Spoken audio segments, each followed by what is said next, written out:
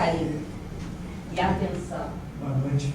Boa noite. Agradeço profundamente a presença, o prestígio, a alegria de tê-los uma plateia seleta, padrão, Rogério Aguida, alto nível. Estava conversando isso mais cedo com a Cristiane, um público sempre eclético, como diria o poeta, de gente fina, elegante, sincera. E de todos esses títulos que a gente trouxe, são conquistas pessoais, não valem de nada, senão para a gente não colocar nenhuma diferença. Podem me chamar quando forem intervir de Marcos, os títulos são nossos, mas o que mais me alegra de todo o coração é o que a Rogério acabou de falar, ser parte da família Rogério Aguida, de verdadeiros irmãos, essa grande professora, mulher, empresária, mãe, e é uma conquista que para mim foi de todo esse percurso ao longo de desde os idos dos anos 80 que eu iniciei nos bancos acadêmicos da Faculdade de Direito. Sem dúvida, eu guardo com muito carinho esse curso e volta e meia, como disse a Rogéria agora no nosso primeiro encontro, o bom filho a sua casa retorna. E pode ter certeza que ainda que eu esteja aqui ausente, pelo menos espiritualmente eu devo dar umas passadas por aqui, porque eu estou sempre com a mente aqui, sempre o agradecimento, essa conquista da fala, como diz, não há opção, ou você fala, o outro vem, falará por você. Há pouco tempo atrás, só uma introdução rápida, eu tive uma vitória muito brilhante no tribunal, que eu convenci uma desembargadora, é raro, porque normalmente eles já vão lá nos julgamentos no tribunal. Primeiro que hoje em dia tem um artigo na lei que permite o desembargador julgar monocraticamente, isoladamente. Então, raramente eles colocam uma questão, principalmente questão de consumo, que eu faço muito, matéria de consumerista, em pauta de julgamento. E, naturalmente, que tem, eu fico ávido para ir lá, ocupar meu espaço na tribuna, praticar a oratória. Mas, normalmente, também eles vão com o voto pronto, e é raro você mudar. E essa era uma ação era uma ação grande, e meu cliente foi comigo para prestigiar, e ele viu lá realmente como que na hora eu tive a presença, a desembargadora ia reduzir um dano moral, entre outras questões que passavam a ação. E eu convenci não só ela, como a turma, a manter o valor que tinha sido, primeiramente, fixado pelo juiz de primeiro grau. E realmente foi marcante aquele dia. Para mim foi um dia, uma tarde de gala que eu pratiquei a oratória aqui, que eu trago. Parabéns. Obrigado, que eu trago e trouxe, sempre vou trazer, a confiança. E outra coisa também, a gente viu os desembargadores lá conversando, sem dar atenção, na hora eu consegui a atenção deles, eles passaram a debater realmente. Eu tinha razões sólidas para que aquilo fosse mantido, e ainda com o cliente presente, depois até ele falou, eu jamais poderia imaginar, se eu não fosse, como é que seria a virada. A desembargadora já com voto pronto para reduzir o dano, e eu convenci, peguei a atenção, o próprio presidente da TAM, eles mesmos começaram o debate, e realmente, são marcos, são um introito. Que maravilha, e quando o advogado consegue isso, para ele é uma grande conquista. Foi uma tarde de realização, e a oratória, mesmo meu ausente, ela está sempre presente na minha vida, sempre vai estar, e o agradecimento é ad eterno, como se diz, para sempre. Mas, como disse a Rogéria, um tema controvertido, interessante. Há algum tempo já, na minha última palestra, eu sou um advogado, eu sempre fui, durante 11 anos eu estive envolvido com concursos da magistratura, foi quando, inclusive, eu conheci aqui o curso, no meu último ano da escola. Eu sempre falei e gostei de estudar para concurso mais o direito penal e o processo penal. Mas me tornei, por vocação, pelo destino, fui acabando me tornando civilista. Hoje em dia eu faço muito, como eu falei, matérias de consumo, direito civil, contratos, direito de família, alguma coisa. E da última vez, foi a única vez de todas as palestras que eu dei, que eu falei sobre dano moral, que é uma coisa, é o meu dia a dia jurídico. Uma questão hoje em dia que abarrotam os tribunais, os juizados especiais. E esse tema eu sempre quis falar, é um tema que eu estava comentando com a Rogéria, tem pouca doutrina, pouca jurisprudência, porque os processos contra menores infratores, que eles falam em conflito com a lei, correm em segredo de justiça, mas eu tentei pegar um apanhado através da Constituição, daquele decreto que a Rogéria falou, que é o Código Penal, a principiologia, tentar passar para a plateia o arcabouço jurídico, o que o Código, principalmente, depois chegando ao Estatuto da Criança e do Adolescente, o que se faz, o que se pensa a respeito, o que pode ser feito, trazer uma posição. Eu, particularmente, depois de muito meditar, de uma certa maneira, eu sou a favor da redução, não como uma solução. Eu vou ler uma hora, num momento, a posição do desembargador Paulo Rangel. Ele fala claramente que a lei não vai resolver, a lei não é feita para resolver questões sociais. Mas eu vim até conversando isso com a Branca. Por não acreditar no governo, por não acreditar que as políticas, o Código do Estatuto da Criança e do Adolescente, se ele fosse cumprido, resolveria muita coisa. Mas ele é deixado de lado. Então, acredito que tenha que ter uma resposta penal para praticamente essa falta de vergonha. Pega o tal do de menor, chega lá, vai lá um tiozinho daqueles, que eles chamam de tio, os juízes passam a ser tio deles, e solta e ninguém é preso, e a população, os senhores que moram aqui em Copacabana, viveram agora poucos dias de terror, e a polícia não pode fazer nada, porque tem uma ordem de um juiz que proibiu, como se diz, modos e retos, nem tanto, nem tão pouco. Mas eu acredito que tem que haver uma resposta penal. O governo não vai investir na educação, não vai investir em educandários. Então, por outro motivo, e algumas coisas que eu irei comentar, eu acredito que pelo menos de 16 anos já vai ser uma resposta penal a nível, pelo menos, da sociedade e dessa impunidade. Porque, já vou tirar a palavra, é sempre assim. Na época eu fiz estágio no Ministério Público, em 1993, tinha sempre na quadrilha, tinha sempre o tal do de menor, e era quem assumia, na certeza de que não haveria punição maior, mais rigorosa. Enfim, vamos caminhar, vou passar pelo Estatuto de Adolescente, lá que prevê tempo máximo de internação de 3 anos, a cada 6 meses são avaliados, com possibilidade de soltura. Algumas reportagens que dizem agora ficou fácil sair, mutirões de juízes querendo liberar, enfim, mas não há. Eu acho que quando se criou o ECA, que é o Estatuto da Criança e do Adolescente, criou-se uma coisa totalmente fantasiosa para a realidade do nosso país. Parece que foi criado aqui na Suíça. Então não se poderia aplicar. Eu, na época, li todo o Estatuto, e o que acontece é o seguinte: se você vê a polícia, todas as autoridades, os próprios juízes, tinham que ser presos, porque o próprio Estatuto diz o seguinte: você não pode tocar no menor, não vai ser, digamos, apreendido. Já é uma fantasia, no menor não é apreendido, não pratica crime. Estupra, não estupra, ato infracional, análogo, palhaçada. Nada a ver com legislador. E mais também, não é preso, é apreendido. Já começa com essas ficções jurídicas. 2 bandidos foram presos e o menor foi apreendido. Eu acho que é uma coisa tão idiota fazer um negócio desse. Você tem que respeitar. Agora, a ideologia, mano, do legislador é muito bacana. A gente vai passar ali, eu deixei alguns artigos só para termos uma ideia assim, muito rápida da ideologia do legislador, que é um código filho-mãe da Constituição, filho da Constituição, é um braço, a Constituição prevê a criação, toda hora começa com o princípio da dignidade, várias vezes o Estatuto prevê essa dignidade, que infelizmente ela não é. Da outra vez eu falei do Dan Noel com a Rogéria, toda hora ela é violada, toda hora ela está aí, essa enxurrada de ações, porque tudo que violar a dignidade é passível de dano.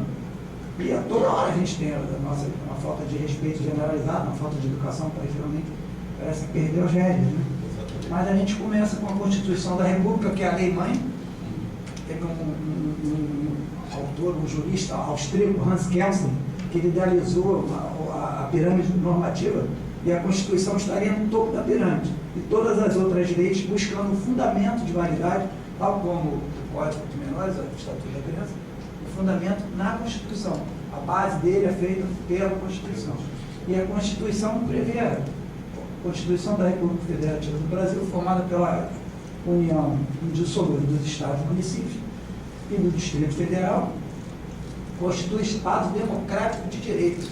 É o fundamento, e tem como fundamentos. Eu coloquei em destaque, soberania, cidadania, a dignidade da pessoa humana. Então, todo o viés,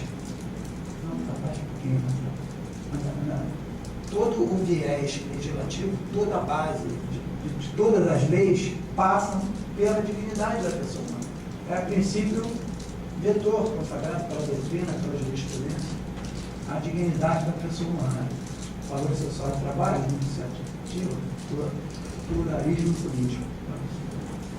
Aí vem aqui também uma série, eu coloquei isso aqui só para a gente ter direitos e garantias fundamentais, são um artigo 5º com 72 incisos, é uma constituição ideológica, principiológica, toda ela voltada para uma série de direitos. E esse é um ponto que eu quero destacar, que dentro desses direitos e garantias, que se falam aqui, cláusula pétrea, cláusula de pedra, quer dizer, ela aí, como diria nosso ministro antigo lá, o Magre, imexível. Mas, a verdade, eu trouxe também uma posição do ministro Carlos Veloso, que mesmo, o que acontece aqui? Não se fala aqui em minoridade penal. Uma das barreiras da discussão passada é isso, seria a cláusula de perto, então não poderia haver, essas cláusulas são perpétuas. E a doutrina já tinha, na minha época de escola de magistratura, do ministro Oscar de Correia, agora tem uma reportagem recente que eu até foto colacionei. Boa noite, seja bem-vindo. Obrigado. E a gente não pode impor às gerações futuras dogmas atuais. Se hoje o direito ele é mutante, e aí está a beleza do direito da atualização. Se hoje alguns princípios são importantes, daqui a 10, 20 anos podem ser que não sejam mais. Tal como era adultério nos anos 40, nos idos do Código Penal, depois ele deixou de ser aplicado até que veio uma lei que revogou o adultério. Porque o direito não se comportava mais que você, o marido trair, a ser preso. Pode até ser uma quebra de dever conjugal, gerar um divórcio, mas daí gerar prisão. Então, a mesma coisa, apesar de muitos doutrinadores, muita gente boa, se apoiar aqui e dizer isso aqui é cláusula de pedra. Não, pode, até por um processo de um autor, me recordo agora o nome dele, do direito português, que falava que poderia haver um processo de dupla emenda. Nosso futuro deputado Marlon, quando for deputado federal, tem que procurar uma dupla emenda. A primeira emenda revogaria e uma segunda dá para se criar mecanismo. Mas o que acontece aqui, eu quero destacar, é que a minoridade penal é prevista mais na frente, 200 alguma coisa da Constituição, mas não é tida como direito de garantia fundamental e, portanto, não é uma cláusula de pedra, ou, melhor do latim, cláusula pétrea. Nada é eterno. Nada é eterno.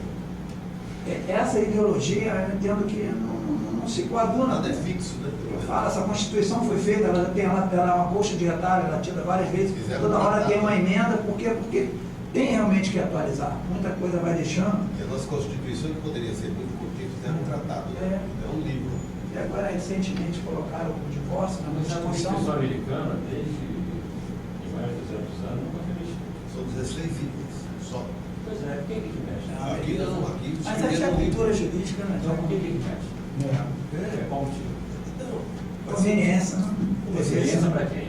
Para quem mexe, né? Eu acho que Quem é que faz a lista? está a raiz da filosofia da sua palestra. Mas eu convidei não.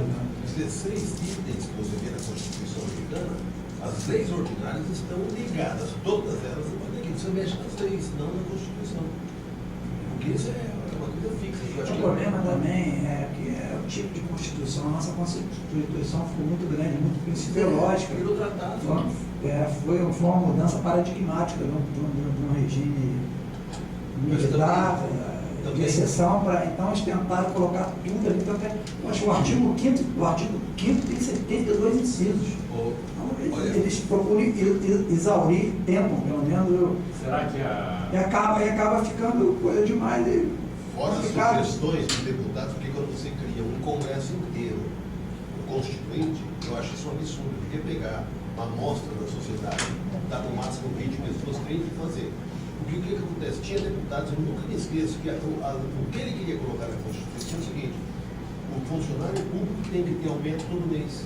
O cara queria botar isso na Constituição. Quer dizer, então tem um artigo que diz que o colégio Pedro II fica no Rio de Janeiro. Não se mexe, não é assim. Quem sabia disso?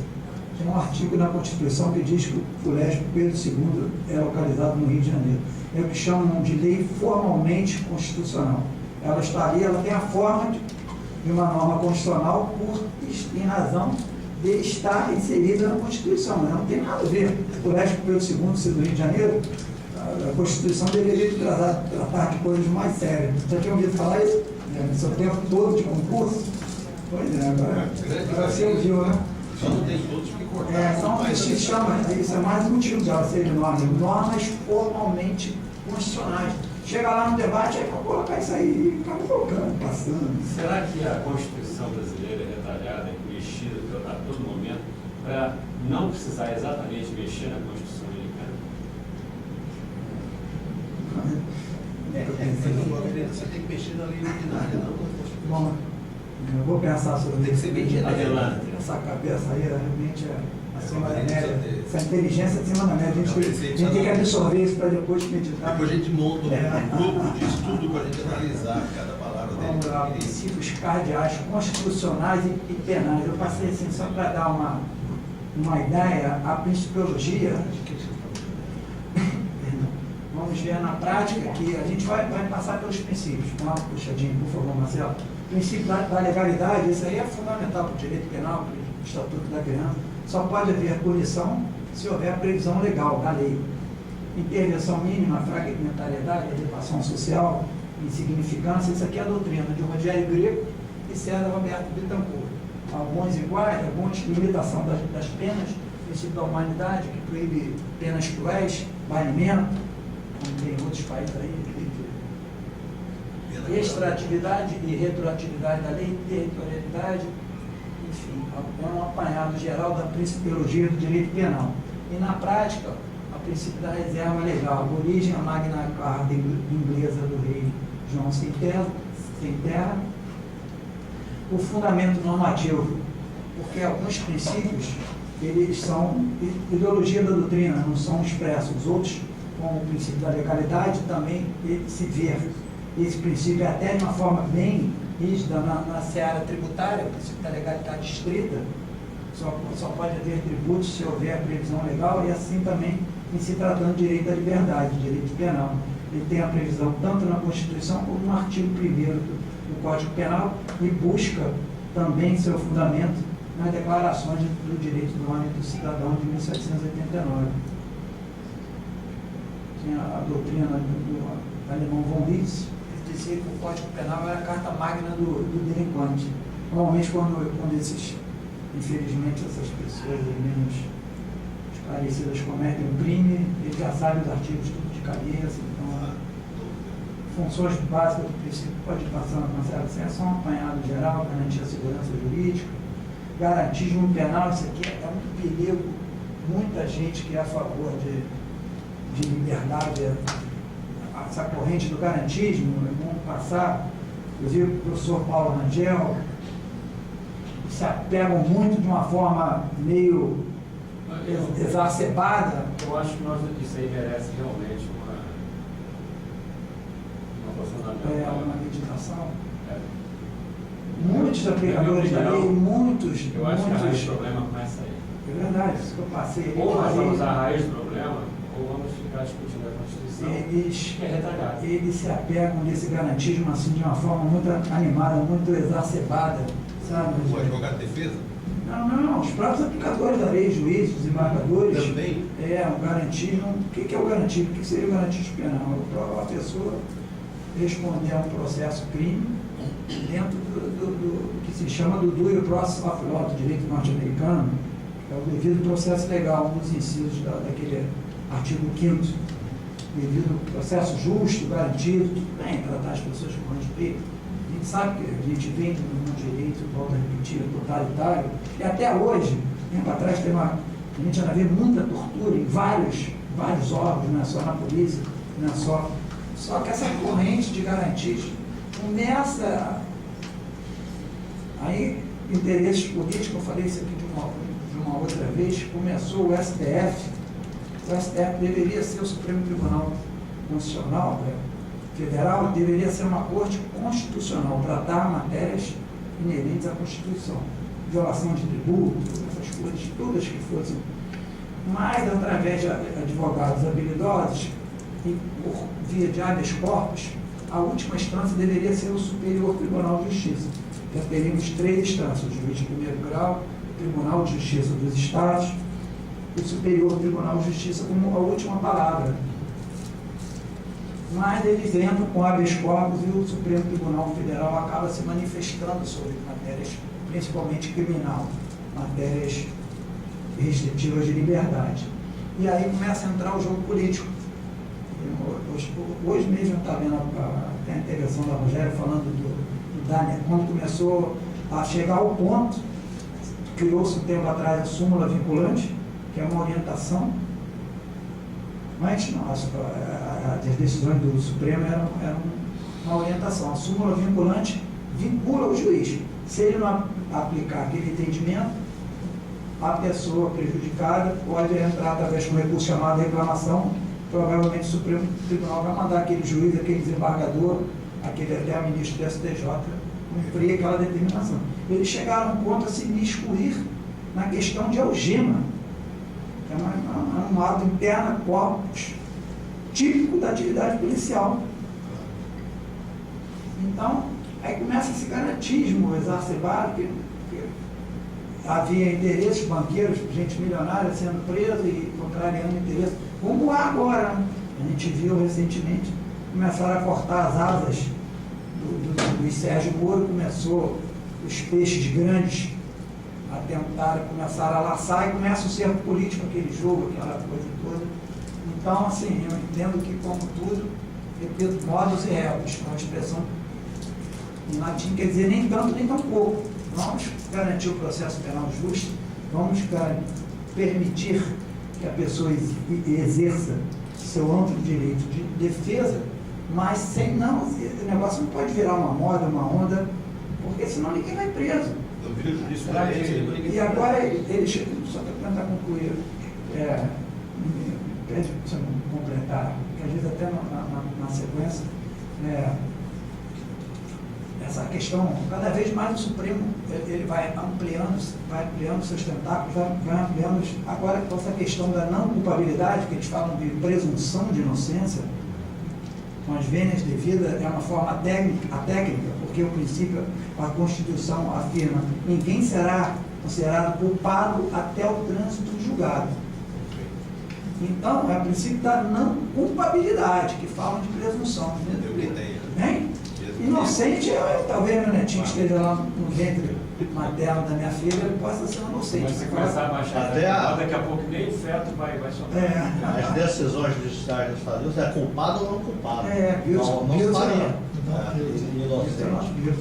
Então, aí, em razão também desse interesse, desses casos de maior repercussão, infelizmente o Tribunal Supremo, eu parei de ver aquele processo de mensalão, eu posso dizer aos senhores que eu não vi 1 minuto de julgamento, eu sabia que no final vai chegar um ministro que eu até considerava, não vou citar nome, de última hora, foi meu professor, tinha uma admiração, não tem uma pessoa, mas chegar lá e dizer que aqueles quadrilheiros não eram quadrilheiros.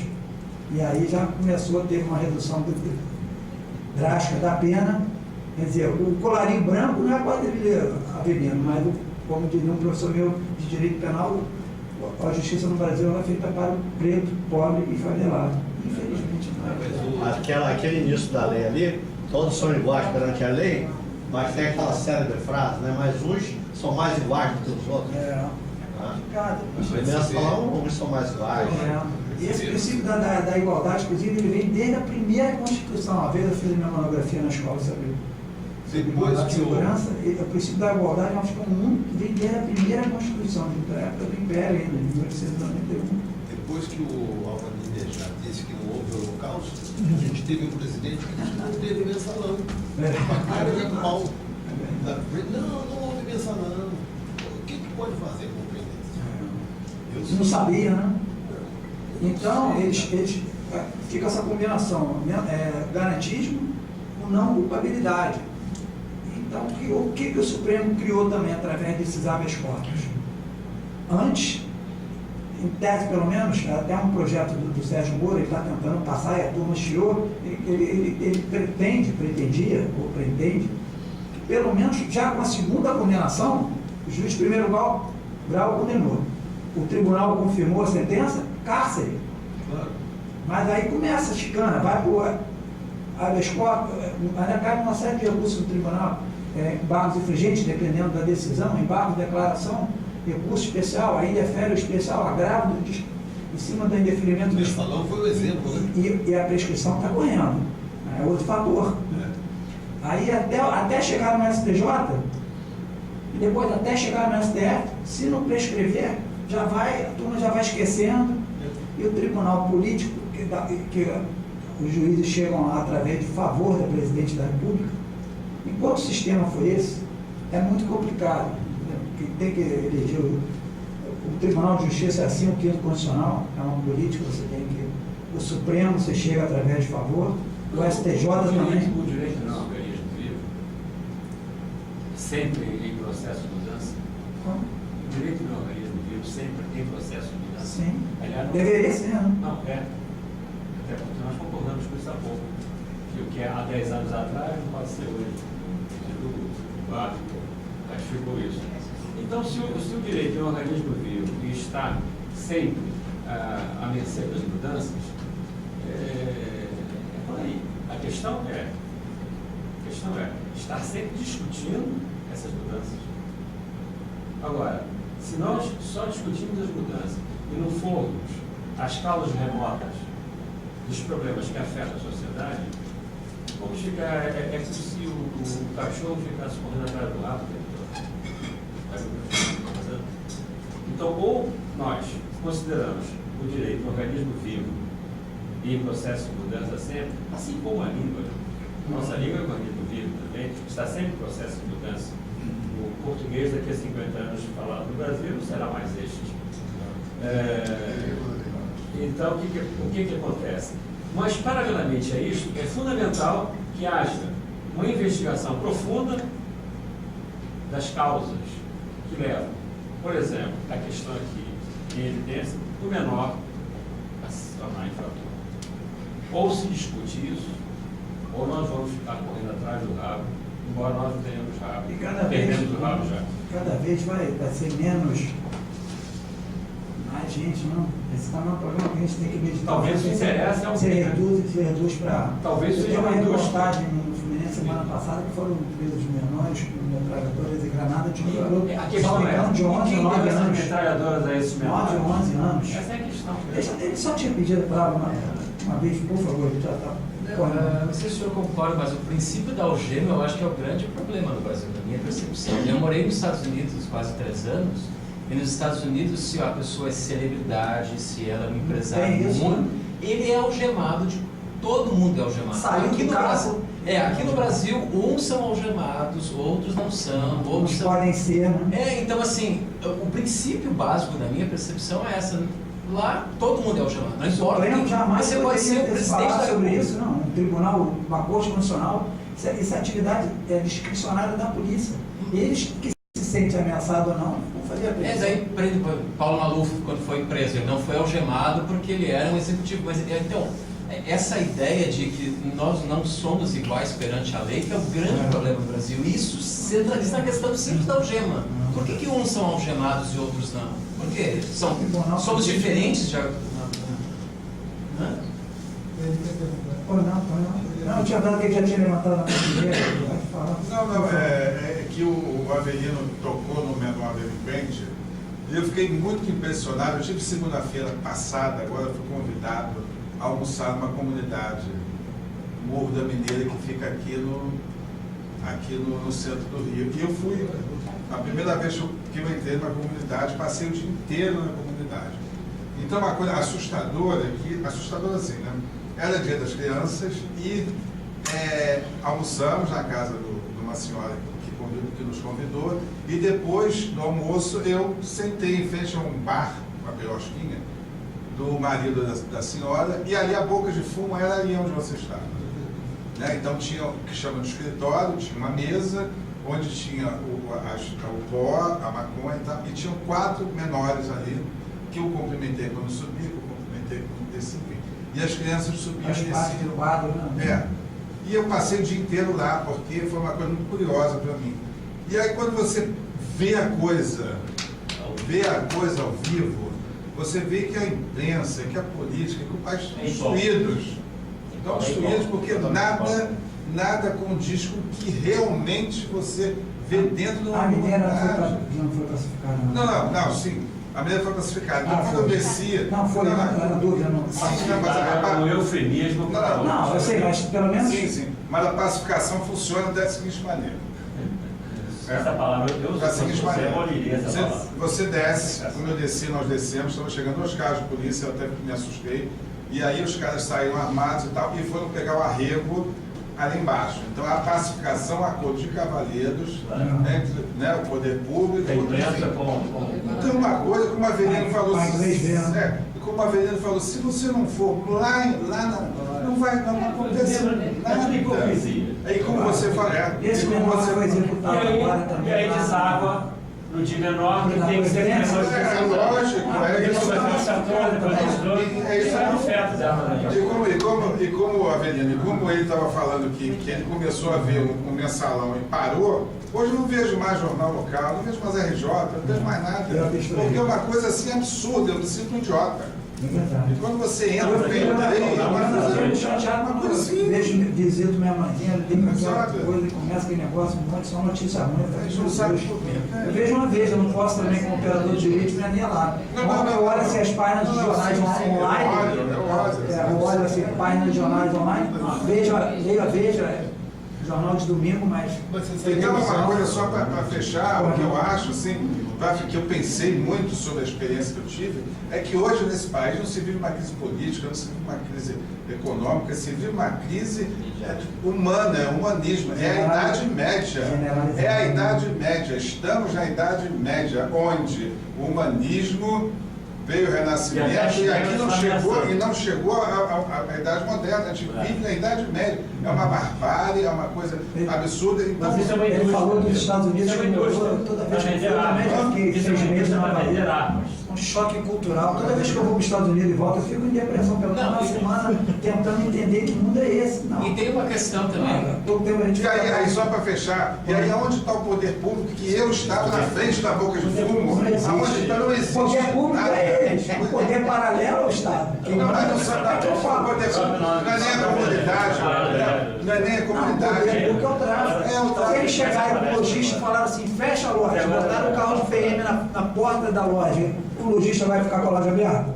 Fica, Rogério. Entendeu? Hein? Fica, Bruno. PM fala, não, abre a porta, vai ter um camburão aqui, uma patama. Passa o tráfico, fala, fecha tudo. Vai tudo fechado. Quem é que manda? Eles vão em conta do que você está falando. Quem é que manda? Mas muitas vezes Não, eu não sei fornecidos na comunidade foram fornecidos por desembargadores e executivos que não podem nem extraordinar. E é a própria arma, né? Não, é isso que eu ia falar, um parênteses só. Acabei de ver as séries do Pablo Escobar. Há 25 anos, começa a botar cocaína, droga nos Estados Unidos. E aí ele foi preso e tal, e todos continuaram. E hoje está tudo muito sofisticado. Então hoje você pega o satélite, você sabe exatamente onde está. Não é a comunidade que é o fim. O negócio é no início, é na... As repórteres da televisão física não sabem. Sim, vamos lá, por favor. Olha só. Meu ilustre expert. Então, seguinte, primeira coisa, a Constituição fala que todo mundo é igual. Mentira. A minha primeira lista é o óbvio. Eu fui assaltado 8 vezes. Na última vez ameaçaram matar minha mãe. Ela ameaçou esfaquear minha mãe. Não é complicado. Pois é. Aí o que acontece? Qual a vontade que eu tenho de fazer isso? Eu ia estar num restaurante, eu ia pegar um facão e ia matar o cara. Me seguraram. Eu telefonei, isso já tem uns 6 anos. Telefonei para a polícia, avisei. Estou até hoje esperando o carro da polícia. Estou até hoje. Então fica assim, se ele me matasse, estado ausente, se ele me matasse, isso foi em 2009. Não acontece nada. Não, se ele me matar, eu vou para a estatística. Se ele me matar, agora, se eu reagir, direitos humanos. aí os direitos humanos, porque o que acontece aqui? Existe uma coisa lamentavelmente chamada inversão de valores. O vagabundo é o coitadinho e eu sou o vagabundo. Porque eles pensam assim, mas se você matar o vagabundo, você... Eu fui na casa de um amigo advogado, uma casa religiosa ali no Caramujo. Outro dia eu fui lá, minha mãe pediu pelo amor de Deus para não ir, mas eu fui com o pessoal da família, uma casa lá conhecida. Essa família que foi agora lá, covardia, né? 2 senhores, vieram do Rio, aí colocaram lá no Waze, Mataram a esposa, né? no GPS, e colocaram Quintino Bocaiúva. Quintino Bocaiúva é São Francisco, é a praia onde é o portão ali. Eles foram para a favela.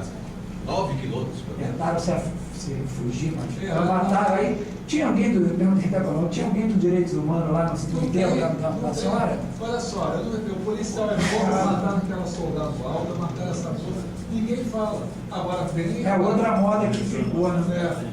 Fala-se assim, por exemplo, fala-se que se eu matasse sem vergonha, vinha todo mundo para mim. Se você não tivesse com uma arma registrada também, eles vinham em cima da sua arma. Exatamente, vinham em cima de mim, eu ia para a imprensa, eu ia ser criticado. Outra questão disso, não é seu nome? Milton. Eu brinquei expert. Expert a gente chama no direito, é o perito, quando é o técnico, a gente chama o ilustre expert. Por isso que eu fiz a menção a ele, que eu procurei, não tenho obrigação de saber. Mas é muito complicada essa questão. Agora essa turma de Copacabana, eu falei, poxa, eu estou falando até aqui fora do começaram essa onda de justiceiro. Gente, alguém tem que fazer alguma coisa, a polícia não prende. Aí a turma se revoltada, começou. Eu também acho que a polícia não pode agir. Não, deixa lá, acho que invadindo família, cena de terror, pessoas entrando dentro de loja.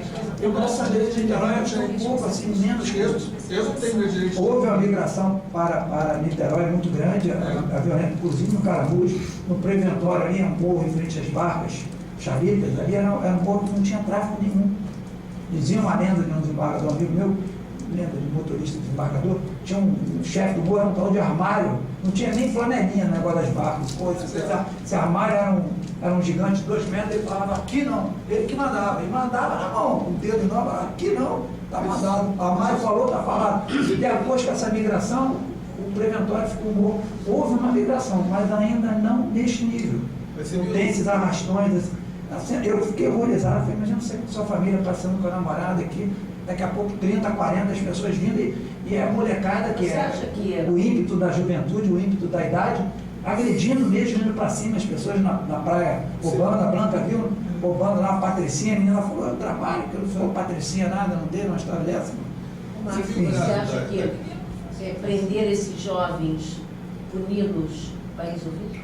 Rogério, Não pode deixar assunto, velho. Se tiver uma lei forte, eu acredito que vai pelo menos uma resposta, né? Eles vão pensar 2 vezes, tem que ter uma resposta penal. Se não houver essa história aí de chegar lá e o tio tá, eu até trouxe essa.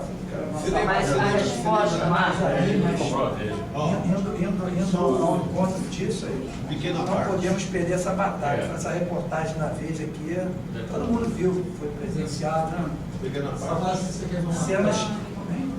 Cenas de terror, pessoas arrancando pela janela, pulando, e a PM perdida sem poder até isolar, né? Havia uma ordem judicial, a gente não podia fazer o estatuto, a gente vai ver também, as crianças têm o direito de ir, vir, permanecer em qualquer lugar, em logadouro, ou no estatuto.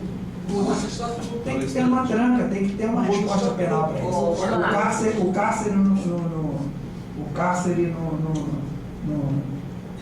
no menor fala, conviver, mas eles não convivem com o maior, só quando morro. Eles não estão lá amparados pelos maiores, então eles podem conviver com os maiores, eu fico pensando nesse problema. No tráfico, na bandidagem, mas na hora de ser preso, jogado lá com os maiores, não pode, porque vão ser influenciados, gente. Lá no morro não. Agora, você viu aquele caso daquele Minha Casa Minha Vida, que quando inauguraram, já tomou antes o tráfico já estava lá, tomaram.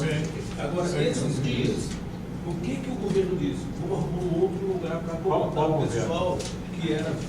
Vai passar mais um pouco, essa matéria também. Vamos arrumar um outro local dados aqui. A mais boa. Falam que o cárcere, né? Essa aqui é uma reportagem, unidades para menor parecem presídio. Superlotação, insalubridade, ócio e violência marcam um sistema que pretende recuperar jovem infrator. Então, a discussão passa que eles não podem. É igual, eles têm um presídio de menores, só que o problema aqui é o tempo de internação. Sei Tá qual vendo? jornal. Marcos. Não, mas é foda. Eu não entendi o... Eles vivem nas mesmas masmorras Eu não ri, que o maior de idade vive. Não tem diferença nenhuma. A única diferença que tem é tempo de internação. Tudo essa. Tem uma reportagem aqui que fala, pediu para sair, saiu. Os muros abertos. Marcos, Fizeram um mutirão lá, você- o desembargador Cildo Tarlan, uma juíza, e o Ministério Público reclamando, mandaram soltar em março. Marcos. Liberação em março. Era Março. aquele de Natal. Não Antes do não Natal. foi nem isso, não. Ninguém volta. Só um minutinho. Marcos. Pode falar. Ô, Márcio, Ó, deixa ele palestrar. não, mas ele está procurando. Você já deve ter entrado em presídio, não é? Eu entrei uma vez, Marcos. Eu entrei em vários. Meu amigo, meu criminal. Eu já entrei em vários, como visitante. Não gosto da vida pregressa, não. Como visitante, entrei em vários. Pelo Brasil. Você tem celas, a cela é feita para 8, para 6 pessoas. Ela tem 12. Isso, eu já vi. Por exemplo, eu visitei uma prisão modelo na Bahia, onde eram 4 camas, né? 2 beliches. Tinha 12 presos. Então começa daí. Tinha celas, os galpões que são para 200, 300, tinha 300. Dormindo no chão, shampoo, uma esteirinha só. Mas o menor. Não deixou você passar uma noite lá. Não deixou, não, ele sempre me liberou. Agora, aquela comunidade, um dia desses, estavam tirando os que tinham direito sobre o imóvel, aí iam arrumar outro lugar para colocar esse pessoal. Peraí. Então o crime está instalado e, obviamente, ninguém vai mexer com o criminoso. Tanto com a milícia como com os traficantes que estavam destinando lá com arma em punho. Você viu esse negócio dessa juíza xerife também? Meu desembargador falou que ela é metida xerife. Que levaram o tapa nela, rasgaram a roupa. Impressionante. E o quartel prisional lá, todo tipo de mordomia, samba, pagode. Eu entendo até que a pessoa tem que ter um mínimo de dignidade. O cidadão está preso, tentar pelo menos. Não seria nada demais, uma selinha, até um ar-condicionado, uma televisão, não morrer de calor. Imagina 30, 40 numa sala desse tamanho aqui, quente. Isso aí realmente a pessoa sai de lá mais revoltada. Pelo menos uma televisão, uma informação, uma área de lazer, alguma coisa. E trabalhar. Nesse que eu fui, se eu perguntou uma vez, um advogado criminalista me chamou para ir, e eu nunca tinha ido, a gente foi lá visitar e tal. As pessoas no mais absoluto, no mais absoluto ócio, andando de um lado para outro sem fazer nada. Fica difícil, né? Tem alguns programas, inclusive no sul, Florianópolis, os presídios que têm algum tipo de inserção, de trabalho, o nível de reincidência dos que voltam a cometer são pequenos, mas as pessoas ficam trancadas, confabulando, sendo maltratados, passando todo tipo de perrengue, insalubridade, promiscuidade, acharcamento, uma banalização da dignidade da pessoa humana, e quando sai dali, alguns ainda tentam, bate na porta de um ex-presidiário, não quer, bate na porta de outro. Isso é um fator social. Bate no terceiro, no quarto, chega em casa, a mulher chorando, o filho passando fome. Cara, tem Um dia desses acho que foi em Estocolmo, estava fechando um presídio por falta de prisioneiros. Maravilha. Muitas pessoas que são contra a menoridade penal alegam que hoje sugere 16 anos, mas se aprovada pode diminuir para 11, porque os 16 vão ser presos, aí vão botar... É uma das teses. Mas é uma das teses. O que você pensa sobre isso? Pois é, eu falei isso há pouco. Tem que ser o momento atual. Depois ver como é que fica, se continuar baixando, aí sim, talvez seja o caso de criar outros mecanismos. Uma das soluções que eles querem dar é aumentar o tempo de internação para 10 anos. Mas dentro desse sistema do estatuto, eu vejo que não vai resolver, só para tentar resolver o problema. Agora, a atual é essa. Se daqui a um tempo continuar reduzindo, aí será o caso de daqui na frente se pensar de novo. Mas no momento, eu entendo que pelo menos uma resposta, a maioridade das pessoas já votam, já fazem muita coisa, já matam, já estupram, e sempre naquela certeza de que vão ficar pouco tempo, no máximo 3 anos, e mais, quando eles saírem, eles vão estar com a ficha limpinha, vida pregressa, prontinho, se cometer um crime bárbaro de novo, um estupro, um roubo com morte, poxa, latrocínio, roubo civil de morte, você rouba para matar, a pena máxima são 30 anos, é a maior pena do Código Penal, junto com o homicídio doloso. A pessoa pratica um latrocínio, está arriscado numa revisão de 6 meses, eles têm a revisão de sentença, 1 ano, 1 ano e meio, ele sair, ou fazer a maioridade, com 17 anos e 300 dias, cometeu um latrocínio, é menor. Vai ficar lá, talvez 1 ano, 1 ano e meio, que fique os 3. Cometeu um crime, cuja pena máxima são 30 anos. Ele vai ficar no máximo 3 se ficar, e vai sair dali limpo, e vai cometer o outro de novo. Aí vai vir aquela regra, começa o primário, o antecedente. Enfim, então é uma coisa que... É uma opinião só, né? Se você concordar, ou se quiser até aprofundar o que eu vou falar, eu acho interessante. Me parece que esse movimento da diminuição da maioridade penal é visando o que está em curso, ou seja, privatização dos presídios. Já tem até alguma coisa aqui no Brasil, eu já li sobre isso. Por que a privatização dos presídios? Pegar um camarada de 40 anos, tudo viciado, já, sabe, tudo quebrado, botar para trabalhar, não vai dar certo. Agora o cara de 16 anos, se entra em cana agora, dá para consertar um pouquinho, pelo menos no trabalho. E dá para explorar esse moleque aí durante algum tempo, 10 anos no caso. Né? É uma escravidão relativa, né? Você está entendendo? Você viu, então, estamos a caminho de um processo de privatização dos presídios, e evidentemente que mão de obra com 16 anos é melhor que mão de obra com 40. Eu li que muita gente, você não gosta desse termo, quando houve essa pseudo-pacificação, muita gente do tráfico passou a trabalhar nos morros, em obra, e quando viram que alguns ministros, pelo menos, diminuiu, alguma coisa aconteceu lá, diminuiu, não era mais aquela pouca vergonha, talvez, que teve essa experiência pessoal, nos morros menores, talvez, aqui, Chapéu Mangueira, umas coisinhas menorzinhas, e passaram, eu li reportagens, pessoas dando declaração, passaram a trabalhar, viram que aquele caminho ali não tinha mais aonde ir, tentaram mas tudo isso é motivo de reflexão. Eu quero trazer uma reportagem da Doris Hartmann, que escreve domingo, é assim, eu não sei qual é o nome dele, do Jornal do Brasil, alguém viu isso há um tempo atrás? Ela falou do Ivo Pitangui, aí falou, se não me engano, a manchete era assim: Ivo Pitangui não sofre de influenza. Uma questão muito interessante. Você viu isso? Não. Alguém viu, não? Era um jovem americano, com 16 anos, aí a reportagem ela fala, ela escreve muito bem, lá com sua picape F-250, não, partiu uma conclusão, alcoolizado, pegou, matou, saiu varrendo boliche na via, matou 4. Aí uns advogados texicanos inventaram essa tese de influenza. O que seria isso? Colocaram a culpa da conduta, era um filho abastado de pais que não teve atenção, só teve grana na mão. E não teve, então ele naquele momento, a culpa não seria dele, seria até um direito. Vocês estudam de direito? Não? Tem jeito. É uma teoria da... Alguém aqui estuda direito? Não? Formado? Teoria da culpa... É formado? Não? Estudante? Teoria da culpabilidade do Rogério Greco, que ele cita o exemplo de um casal fazendo sexo embaixo do viaduto, e a polícia passa, que aquele ali não seria um ato absceno, que ali é o único lugar que eles têm, é a moradia deles, e a sociedade seria corresponsável. O obsceno seria em cima do viaduto.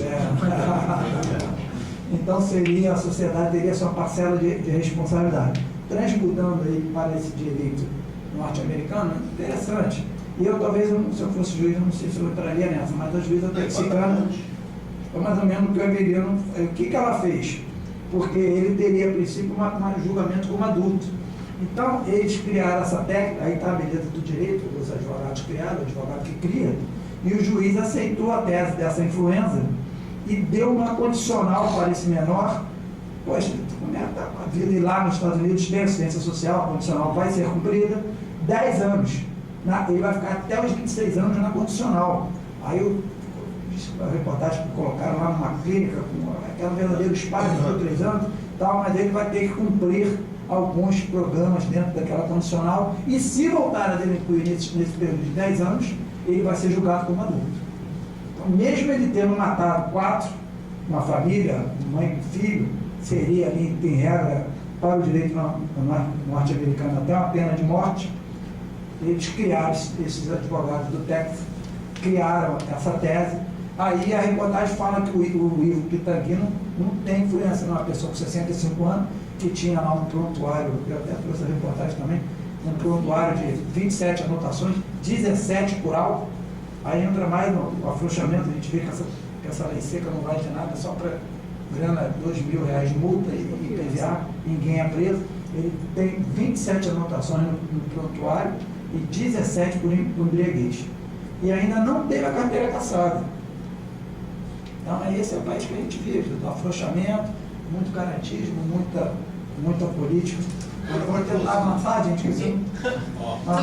Sabe que só uma perguntinha? Acho que a gente está numa crise de legitimidade no Brasil, até com relação à polícia, porque assim, tem 2 pesos e 2 medidas, porque a gente quer o rigor todo com os jovens, prender os jovens, mas se a gente passa numa blitz, as pessoas ficam bravas com a polícia, porque estão passando uma blitz. Então, no Brasil, acho que a gente está num momento muito oportuno no Brasil, que a gente está olhando o Brasil de maneira correta. Porque assim, a gente muitas vezes é rigoroso com um segmento, mas aí quando é com a gente, quando vai passar numa blitz, não, o policial está errado, não pode parar nós numa blitz. Gente, é isso. Eu acho que a crise do Brasil, que é a raiz de tudo isso, é que nós não acreditamos no Brasil que somos todos iguais. Enquanto o brasileiro não achar que é todo mundo igual, não adianta ficar prendendo os jovens.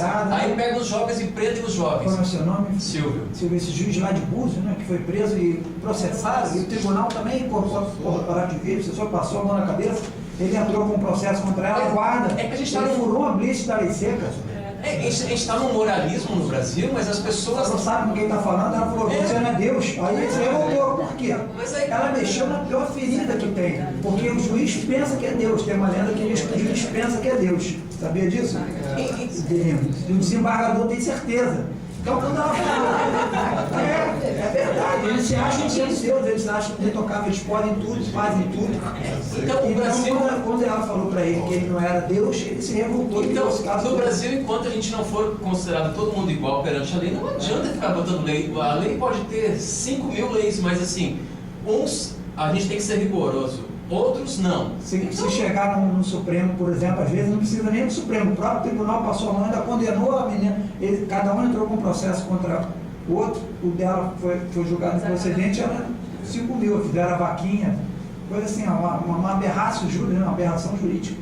E o tribunal passando a mão. Eu soube lá também, interna corpus, por informações que responde por vários processos, mas daqui a pouco lá o Conselho de Magistratura vai adiando, vai dar uma promoção, aí vira desembargador, acabou, esqueceu. Mas eu acho que a gente tem que fazer uma autocrítica, nós brasileiros, de começar a imaginar que não é só olhar para o lado e querer punir os outros, a gente tem que começar nós também a cumprir a lei. Claro. Mas o brasileiro, de uma maneira geral, acha que os outros têm que ser presos. Já avançou bastante, né? Mas ainda está muito. Deixa eu estar no dedinho, não tem como. Os outros têm que ser presos.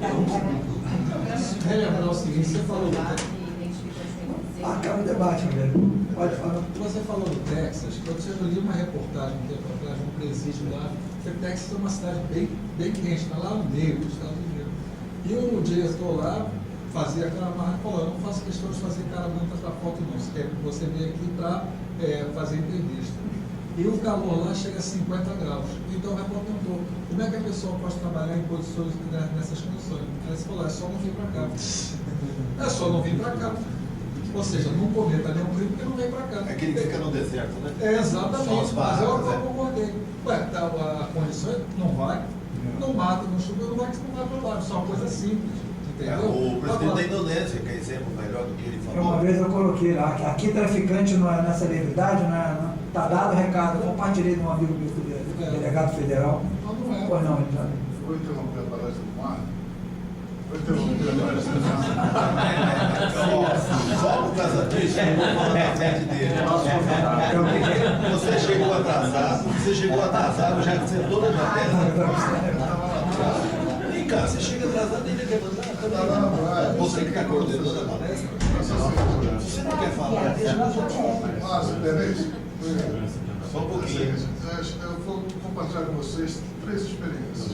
A primeira experiência, eu morava na Bahia, Porto Seguro, comprei uma casa no Rio e logo depois fui assaltado. Uma experiência, e aquele assalto da família toda junto, refém, aquela coisa traumática. Como eu também estudei a lei de direito constitucional, negociação, eu consegui me transformar cúmplice dos próprios bandidos na própria casa. Eles tinham dinheiro escondido, quer dizer, negociação.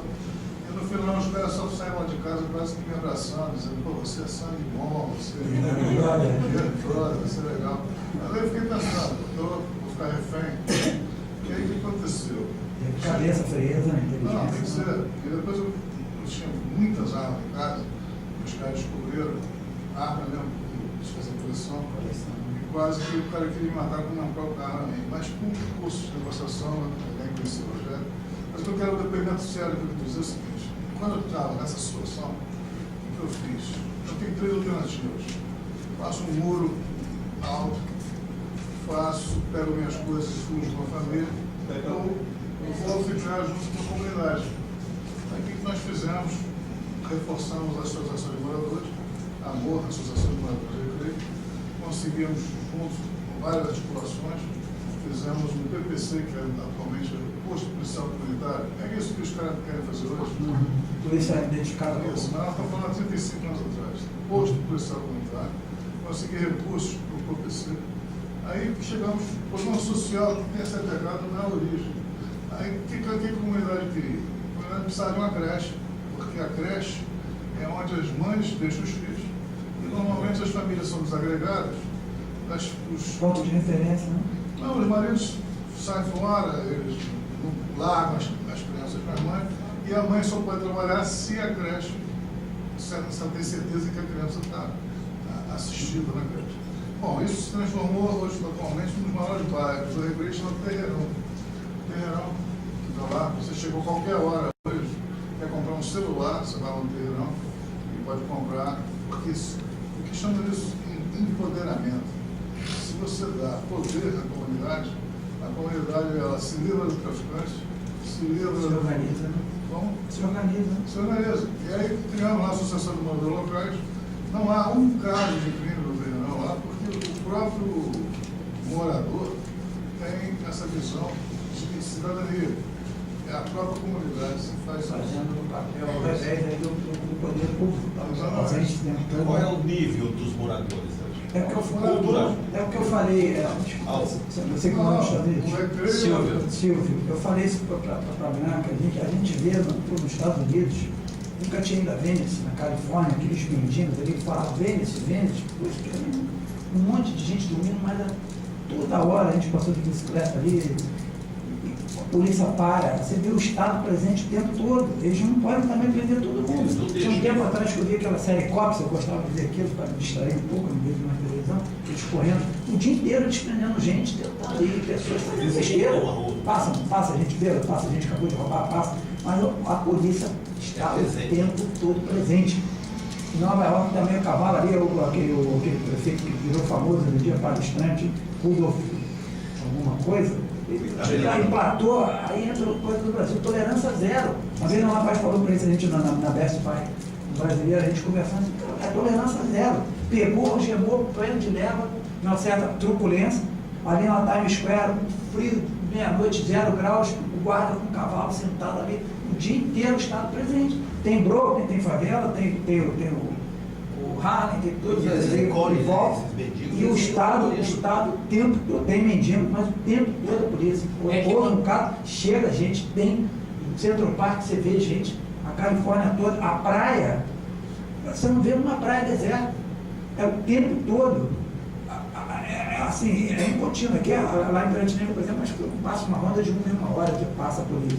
Lá na praia, qualquer praia que a gente vai na Califórnia, é assim, ó, guarda-vida com a polícia. Eles fazem uma ronda A polícia aparece. Não, mas do nada. Sem, A polícia aparece do nada. Não, mas é que não, eles ficam na onda constante, tem gente na areia, e o carro nas praias, o salva-vida com uma F10 confortável, eles no ar-condicionado, com a prancha ali, e a polícia. Então eles se cruzam o tempo todo, uma ocorrênciazinha, alguma coisa ali, eles vão no chão, chegam 3, 4. Os caras presentes. Tem violência? Tem violência, tem mexicano, tem... Mas é o princípio da legitimidade, porque assim, a polícia nos Estados Unidos, todo mundo respeita a polícia. Os americanos morrem de medo da polícia. E tem critério, né? Não, mas é isso que eu volto a dizer novamente que eu falei antes. Aqui, por exemplo, se eu estou na praia e um policial vem me revistar, eu vou dizer, mas como tu está me revistando? Mas quem o senhor acha que pode... Então, assim, o Brasil, a gente tem que começar a pensar sobre isso. A gente acha sempre que o outro tem que cumprir a lei, mas ninguém quer cumprir a lei no Brasil. Eu sempre... Entendeu? Eu falo isso com os bancos, eu chego de terno, já chego abrindo. Mas é assim que todo mundo tem que fazer isso. Mas o senhor concorda comigo assim? O guarda fica. A pessoa não quer passar na revista naquela roda. O cara está em pé ali o dia inteiro. As pessoas se incomodam com a polícia. Não se incomodam. Gente, vamos avançar um pouquinho? Eu viajo em todos os aeroportos do Brasil com canivete, porque eu uso o canivete suíço que eu tenho no uso, nunca pegava. Não teve a história recente que o rapaz pegou uma metralhadora e trouxe do Paraguai para cá e entregou na mão do Beltrame? Quem viu isso? Quem viu? O rapaz trouxe uma metralhadora, comprou no Paraguai, viajou a estrada toda, chegou no Beltrame, acho que era mentira, né? Mas entregou, sabe, assim, ele passou assim. Eu só queria fazer uma segunda observação. Vocês têm visto que o Bradesco nunca tinha guarda, não tinha porta rotativa, não tinha nada disso. Perceberam isso? Um tempo atrás, é verdade. Um tempo atrás, a porta do Bradesco era sempre aberta, por quê? Porque o Bradesco, por outras razões, eles fizeram um acordo que quem assaltasse o Bradesco era eliminado em limite, né? Vamos assim. Exatamente. Então, o que acontecia? O pessoal do Bradesco tinha uma espécie de um esquadrão, que ele ia lá onde fosse o cara tivesse preso, ele eliminava o sujeito. Ele começou a correr nessa setores, dessa Bradesco não era lugar para se filar, vamos dizer assim, não dá sorte. Quando um rico desse é preso, uma pessoa, a polícia acha rapidinho, um sequestro de uma pessoa com dinheiro, aparece policial se oferecendo a... Isso. E aí o Bradesco fez isso. Agora que eles estão voltando à normalidade, entre aspas, estão colocando aquelas portas. Antigamente nem tinha isso, não precisava. Gente, vamos dar uma caminhada aqui um pouco. Bom, por favor, Marcelo, princípio constitucional implícito, dignidade da pessoa humana, a Constituição pode passar. Você tem que correr mais um pouco, porque realmente o tema trouxe fragmentariedade. O direito penal só deve castigar as infrações mais graves, os bens jurídicos mais importantes, fragmenta a ideia, pedaço, né? Teoria da adequação social, isso aí é teoria do direito alemão, Hans Versa, mas... Só teoria, né? Mas você vê que na prática, logo após que eu colaciono um acordo, pode passar, por favor, o princípio da adequação derrubou, foi até uma questão, eu tenho a enfeitar hot question, questão quente, esse princípio da adequação derrubou o 299 do Código Penal. Aí vem aqui, ó, a gente pensa que é viagem doutrinária, mas ele tem aplicação. O STF veio julgando o descaminho, né? Deferiu a habeas corpus a favor do condenado pela prática do crime descrito na antiga redação do 299, manter a casa de prostituição, essa teria revogado o 229. A adequação social, porque é uma coisa que todo mundo tolera, a casa de prostituição. Mas, um princípio não tem força, a lei só é revogada contra a outra lei expressamente declara, quando é incompatível, aquela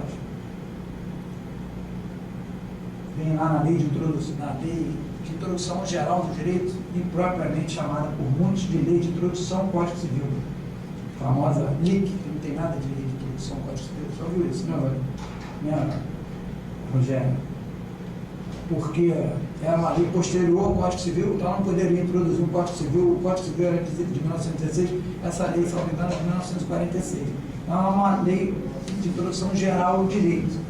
Pirataria, o princípio da adequação social, então às vezes a gente vê que o princípio e tal não tem importância, mas o próprio Tribunal Máximo discutindo isso, e retroatividade, a lei penal Se hoje em dia viesse uma lei prevendo a menoridade penal com 16 anos, ela só poderia valer daqui para frente. Quem estivesse preso no sistema antigo continuaria. A lei ela é retroativa e se ela for para beneficiar, ela é ultrativa. Ela só age para frente ou para beneficiar. Para trás, se for prejudicial, não vale. Também prescrição, STF, ultratividade, falando sobre o crime de estupro. Não, pode passar, por favor. Vamos passar essa principiologia. Pode ir. Digo da humanidade, né? A limitação das penas, o poder punitivo do Estado não pode ter sanções que atingem a dignidade, aquelas penas cruéis, banimento. Mas hoje em dia quem é julgado nesses cárceres aí já é. Você imagina num calor desse que fez hoje, as pessoas trancadas numa cela desse tamanho, 30, 40? Se isso não fere a dignidade, o que vai ferir, né? Bom, aí já é o Código Penal, como os senhores veem, é um código de 1940, e ele teve a sua parte geral, que vai do artigo 1º ao artigo 120, toda modificada por essa lei 7.209, de 1984. Então foi uma reforma da parte geral, e a parte especial aí é o princípio da legalidade, também da Constituição. Eu fiz um quadro orgânico aqui só para ter uma ideia do Código Penal, a aplicação da lei, o crime, como é que ele vai tratando a imputabilidade penal, que é o caso, concurso de crime, pode ir passando, por favor. Medida de segurança, ação penal, extinção, a parte especial, que vai do artigo 121 ao artigo 361, com vários outros artigos que foram inseridos através de letras. Aí fecha o Código Penal da época do Getúlio Vargas, que é um código bem antigo, ainda precisa. Aí a gente começa com a imputabilidade penal, inimputáveis, quer dizer, não podem ser penalizados. Imputada uma pena. É isento de pena, não só um pouquinho. Rápido. Baixa só um pouquinho.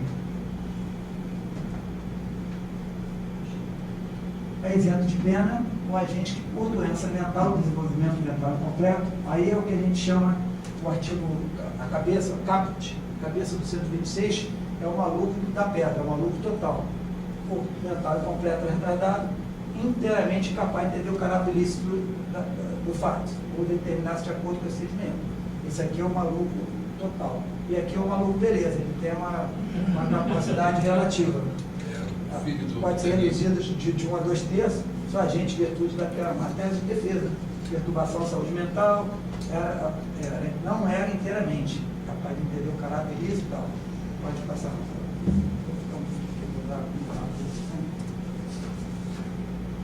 Aí vem o Código Penal, os menores de 18 anos são penalmente inimputáveis, ficando sujeitos às normas estabelecidas na legislação especial.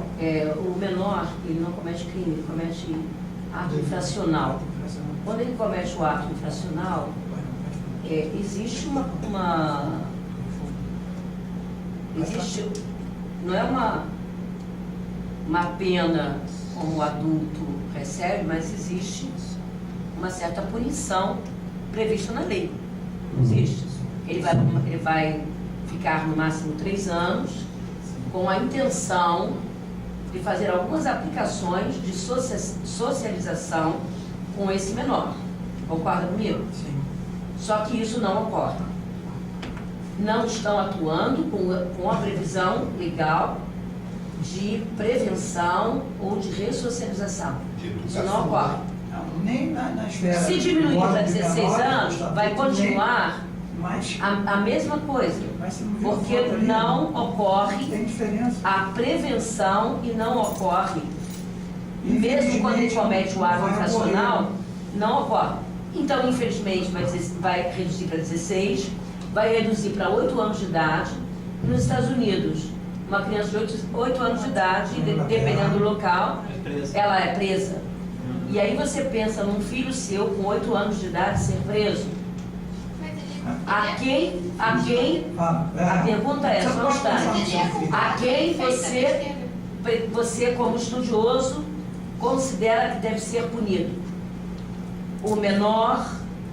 8 anos, 10 anos, 11 anos de idade, Já é criança. que está, ou 16, 16. Até 12 anos incompletos, considera-se criança de 0 até 12 anos incompletos. Isso aqui no Brasil, 11 anos né? e alguns meses.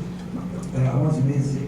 E adolescente de 12 até os 18. Sim, aqui no Brasil. Aí você desce para 16 e daqui a pouco vai descer para 8 anos de idade. Daqui a pouco, Marcos, desce para 16, vai descer para 10. Só um instante, só um instante. Só um instante, Marcos, doutor Marcos, deixa eu terminar de fazer a minha colocação. Está 18 anos, vai descer para 16, de 16 vai descer para 10, de 10 vai descer para 8, como nos Estados Unidos algumas crianças com 8 anos são presas. E aí você pensa num filho seu com 8 anos de idade. Uma criança com 10, com 8, com 16 anos, que seja um adolescente, que pega numa arma de fogo, quem deve ser punido? Essa criança que pegou numa arma de fogo ou quem colocou a arma de fogo na mão dela? Os pais.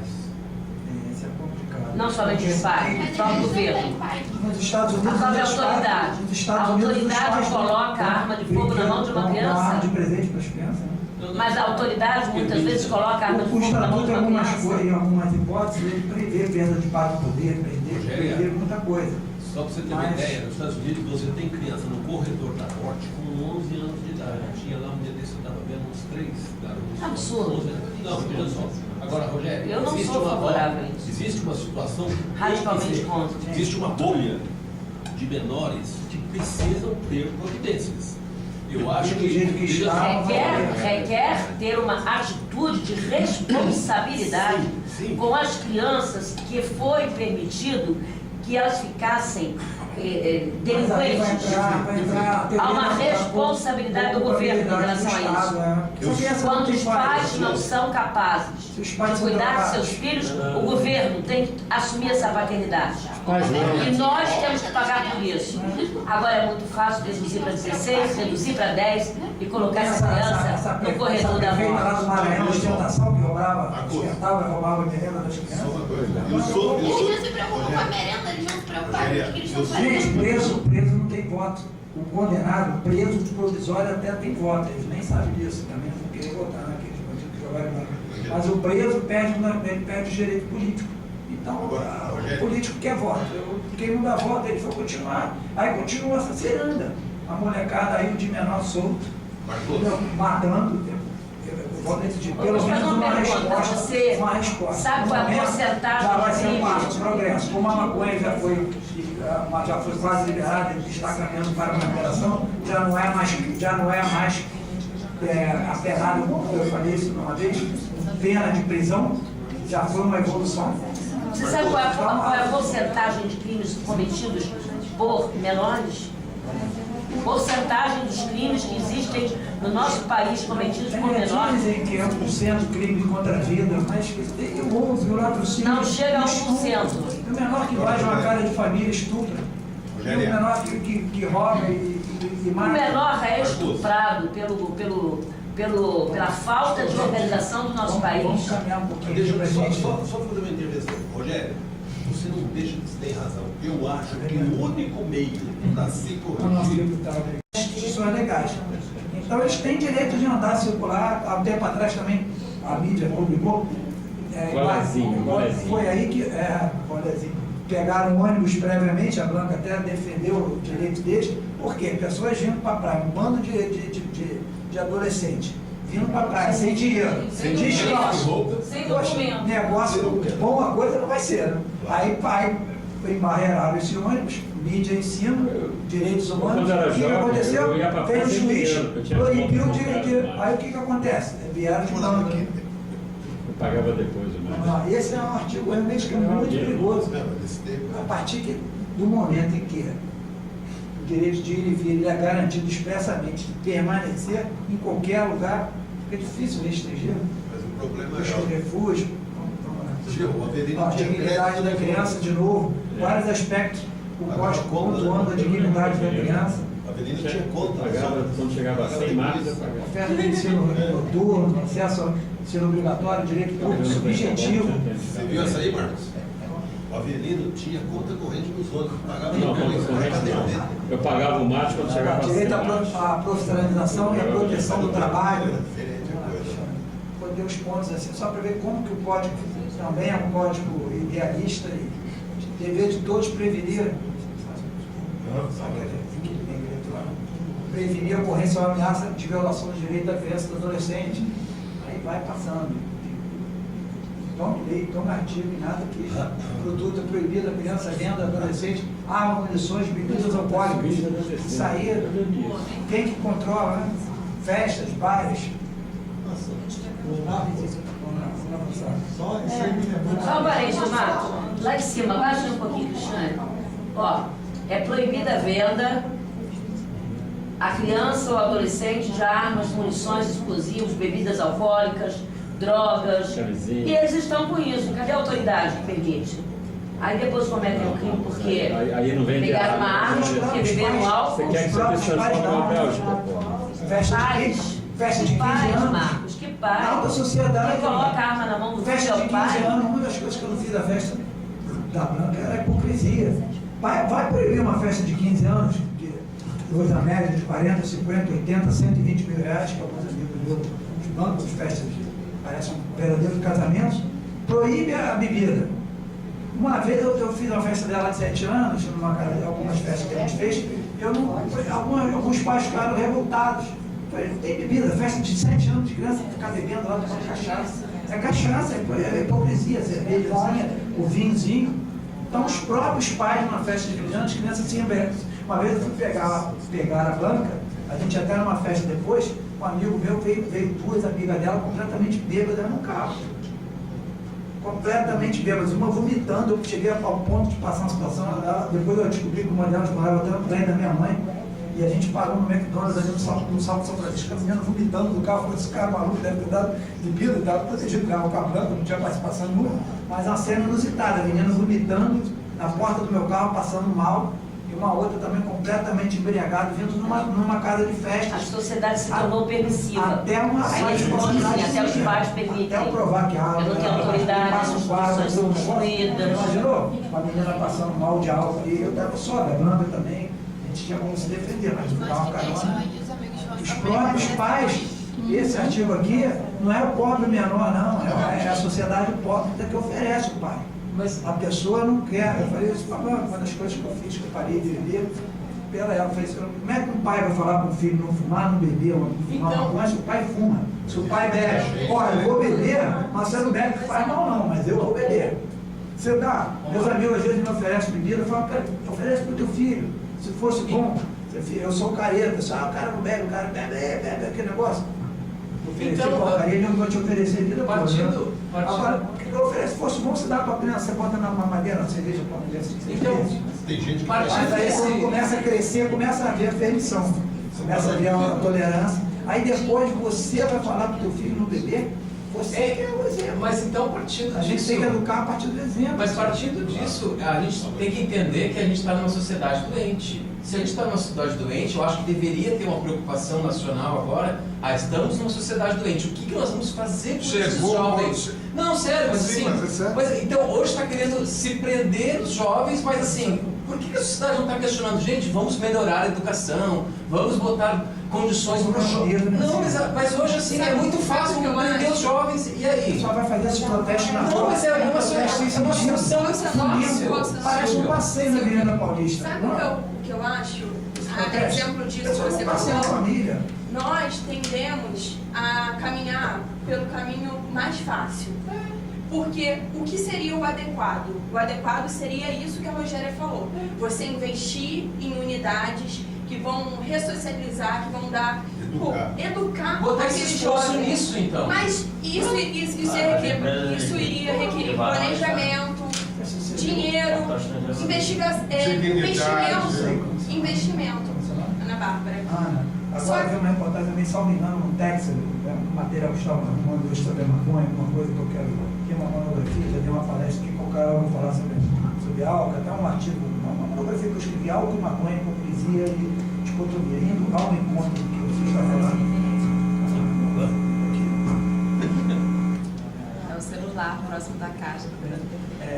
Bom, E falaram que, se não me engano, no Texas também, que liberaram o dinheiro arrecadado com a venda da maconha, eles construíram escolas.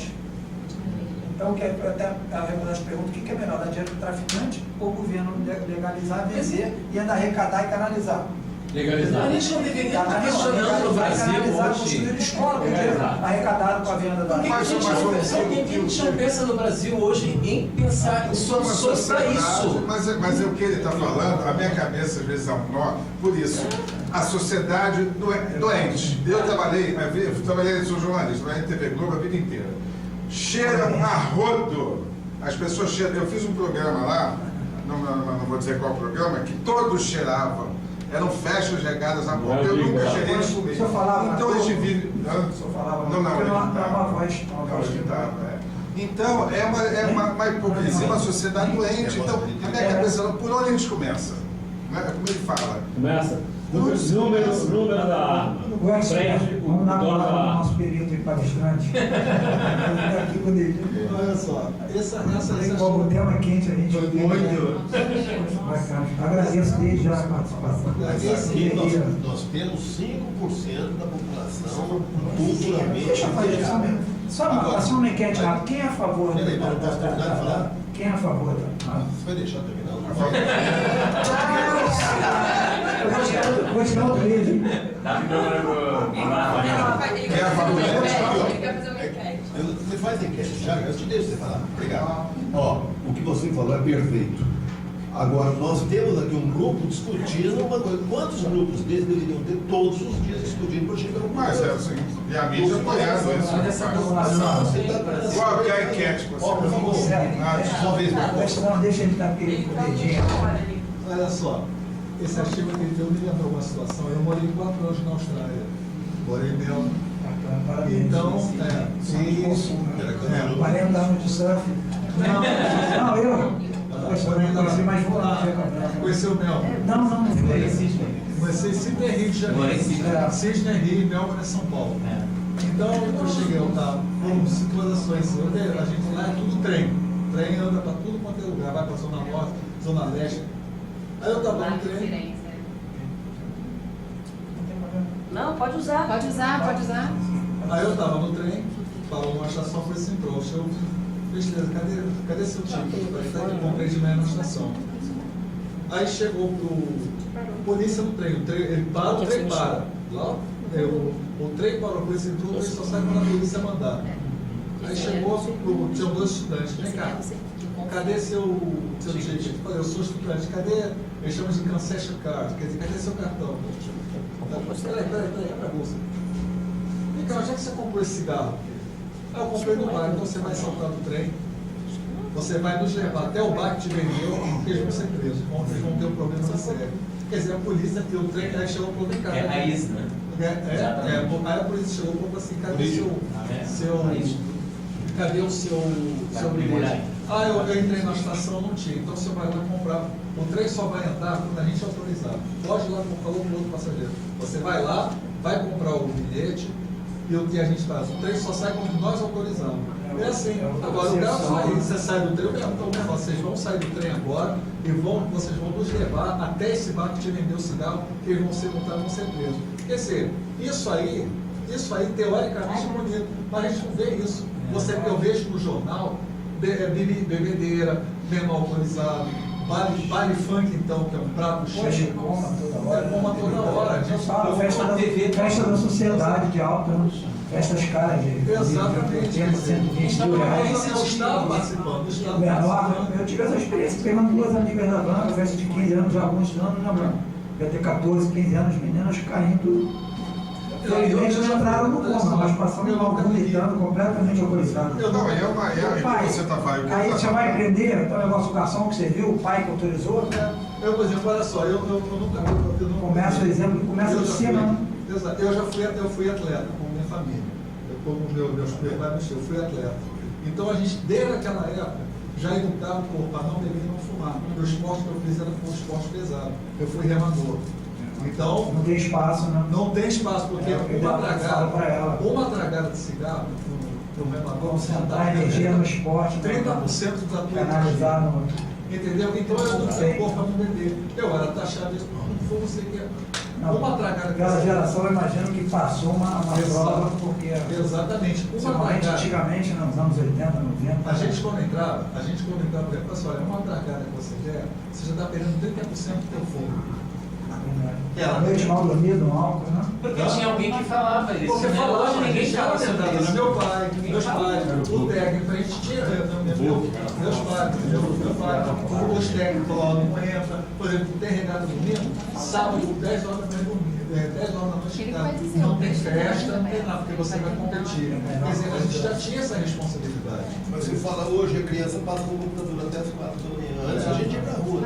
Eu peguei uma vez, eu não vizinho meu jamais, aquele garoto para mim não era um pedófilo, mas ele era um garoto assexuado, uma figura, e ele foi acusado, os pais foram reclamar na delegacia de proteção de criança e adolescente vítima, no braço da DPCA, eu nem sou jornalista, mas eu participei desse flagrante, e aí a polícia foi lá com uma ordem de busca e apreensão para investigar e prender em flagrante que ele tinha, os pais foram reclamar na delegacia. Pô, criança de 11 anos, nua, e o garoto ia dando, tira aí a roupa, tirando, e ele se despindo. Isso aí falta também de vigilância dos pais, né? Falta, porque o pai já tinha que ter o acesso ao código, tinha que ter, inclusive... Vamos caminhar aqui. Oi, se me desculpa. Obrigado por ter deixado um contato meu que precisar. Tá bom. Mas eu... Fica à vontade. Muito obrigado por ter... horário do metrô. Muito obrigado por ter vindo. Sem uma hora de Começa a aparecer os menores ali. Muito boa a palestra e o tema. Daqui a pouco começa a deixar os menores de comunicação, depois eu vou deixar. De menores. Tá, obrigada. Tchau, gente. Vamos lá, minha irmã querida Cristiane. Proibido, parte especial, política de atendimento, também toda uma política voltada para a criança, que a gente está, articular ações governamentais, não governamentais. A ideologia é muito bonita, mas dizem que o Brasil tem mania, como ali pega, a outra não pega. Essa lei, infelizmente, não pegou. Deixada de lado, como o Estatuto do Idoso também não pegou ainda. Linha de ação direta, porque isso aí só as políticas básicas, sociais, todo um viés voltado para a dignidade, para a proteção. Vamos caminhar agora para a parte da entidade de atendimento, apoio socioeducativo, e-mail aberto, colocação familiar. Aí vamos chegar à medida de proteção, né?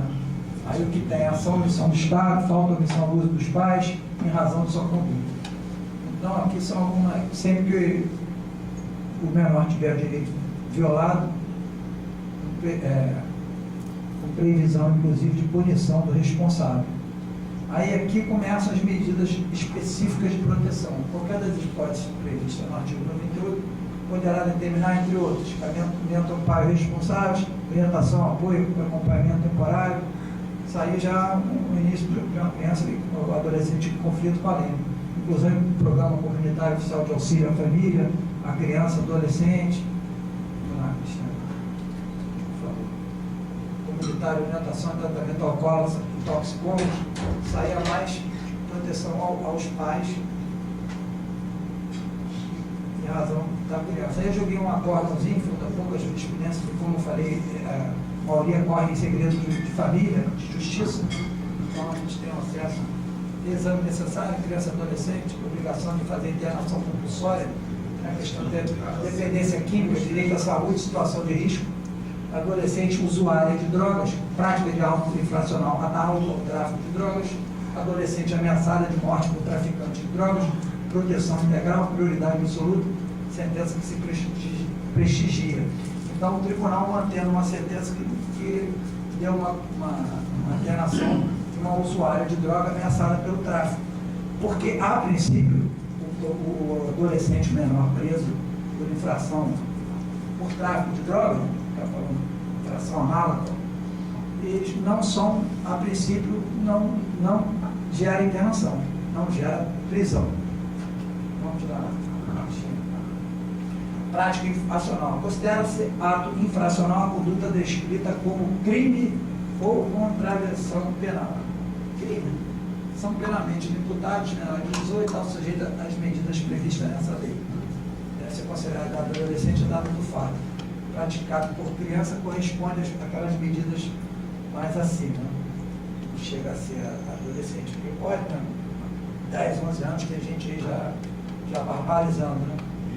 Nenhum adolescente será privado de sua liberdade se não é flagrante de crime, de ato infracional, crime, ou por ordem escrita e fundamentada da autoridade judiciária competente. Notificação, das garantias, será privado de sua liberdade sem o devido processo legal. É o due process of law, o processo legal do direito inglês aí sendo aplicado, a repetição até no dispositivo da Constituição. Medidas socioeducativas, a advertência, a obrigação de reparar o dano, prestação de serviço à comunidade, inserção de regime de semi-liberdade e internação de estabelecimento educacional. Levará em conta a capacidade, circunstância, gravidade. Em hipótese alguma, isso pretexto algum, será admitida a prestação de trabalho forçado.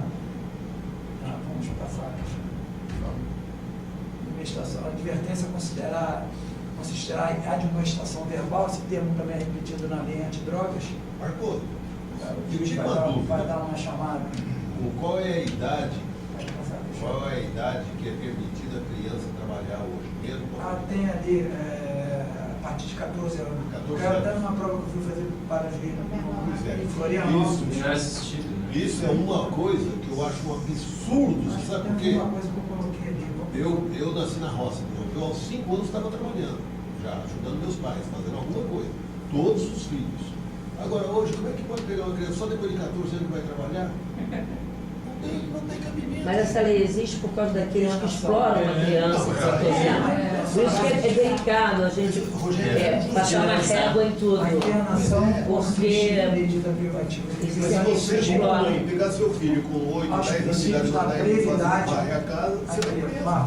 Aqui começa o legislador, como sempre, afrouxando. O princípio, a internação com medida privativa de liberdade sujeita aos princípios da brevidade, são valores que o legislador elege, e nesse caso aqui expresso. Princípio, brevidade, excepcionalidade, quer dizer, a última medida, respeita a condição peculiar de pessoa em desenvolvimento. Realização de medidas externas, devendo sua manutenção, a medida não comporta prazo determinado, devendo ser sua manutenção ser avaliada. Isso aqui é em relação à atividade externa. Vamos avançar mais um pouquinho, Cristiano. Em nenhuma hipótese,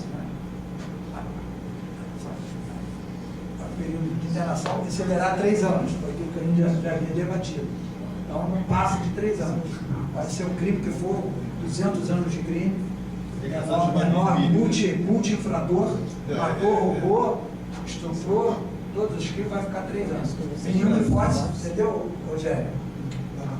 Defendeu nenhuma hipótese, matou, roubou, o menor deu um estupro nas costas, tem um latrocínio, tem um homicídio, tráfico, é um pervertido.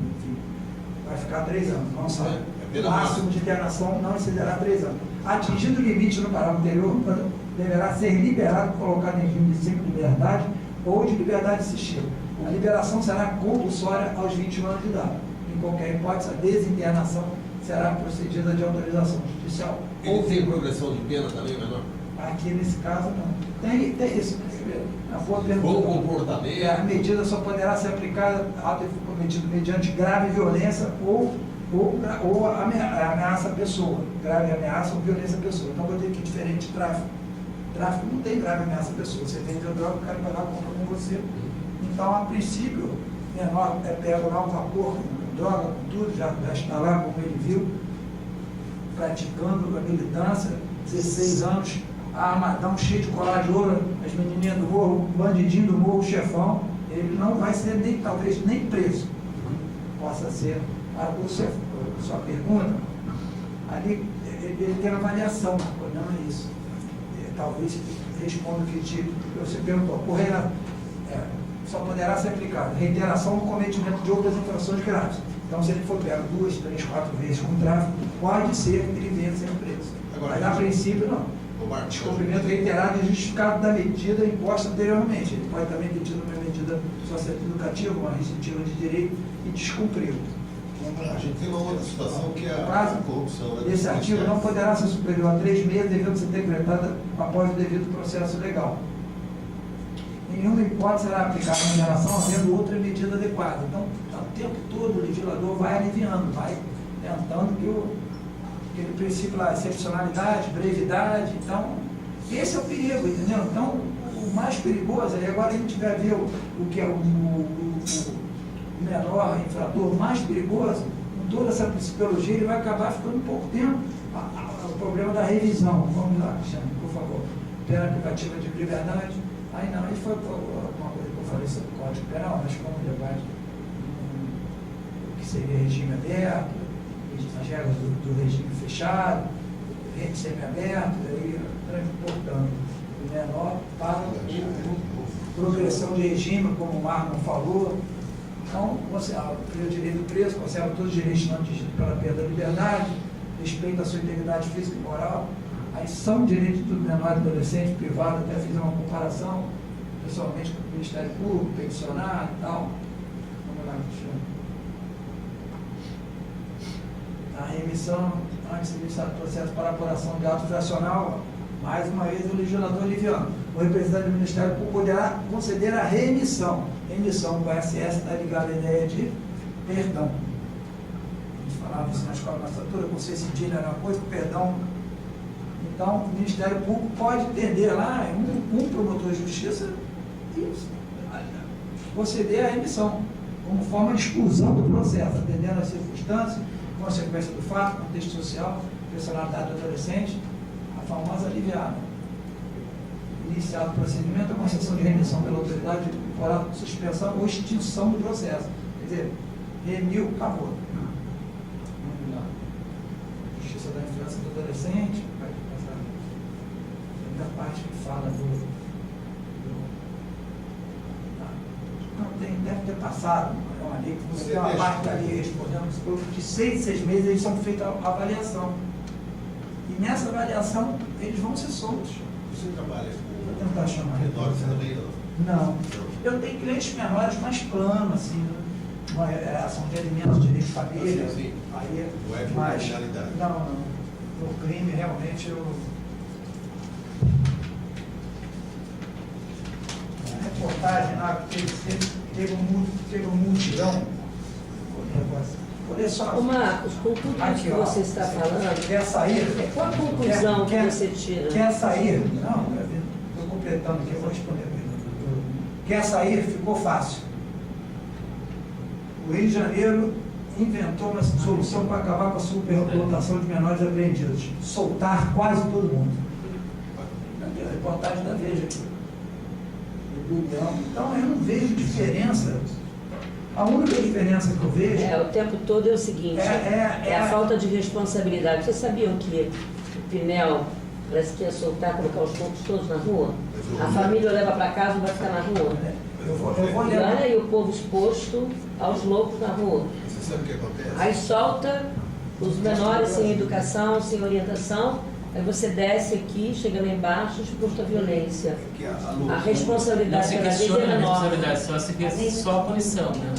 Só se questiona a punição e eles não querem responsabilidade com mais nada. Só para caminhar, passa já morreu. Isso aí tudo. Em todos os lugares. O banco não quer mais ter funcionário para você atender, você que se vire na internet.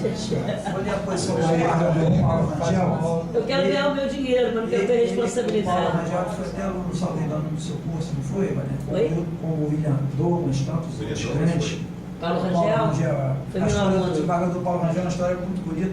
Ele me contou isso em sala de aula. O Paulo Rangel se preparou aqui para ser promotor de justiça. Ele era policial, assim, da delegacia, aqui da 12ª DP em Copacabana. Ele falava que toda vez que ele subia o morro, o bandido fugia. Até que ele descobriu que era a própria equipe dele que dava a fuga. Então não prendia ninguém. Aí diz hoje o desembargador, né, o professor, no Ministério Público, ele passou a andar com o livro, uma pessoa de origem humilde, que hoje ele tem um pós-doutorado na Universidade de Coimbra, entrou no 5º Constitucional da desembargador, pelo Ministério Público, e fez essa obra, ficou muito conhecido no Brasil, muito prestigiado.